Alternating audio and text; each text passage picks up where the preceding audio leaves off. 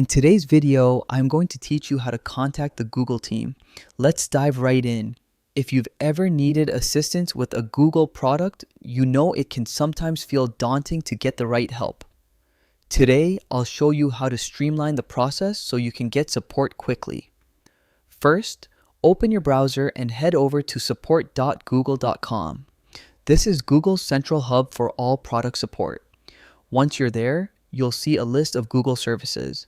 Just click on the product you need help with. For example, let's pick Gmail. Now you'll be taken to the Gmail help page. Use the search field to type in your issue. The more detail you add, the more accurate the results will be. For instance, if you're having trouble syncing emails, type that in to find the right guide. If you don't have a specific question, you can also browse through the organized topics. These cover common issues and FAQs, so the solution might already be waiting for you. But if your problem is unique, scroll down and click Post to the Help community. This connects you to other Google users and experts who may have faced the same issue.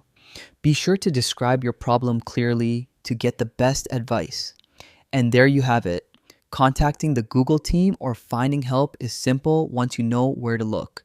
Remember, patience and detail are key. The clearer your issue, the quicker the support. Thanks for watching and good luck.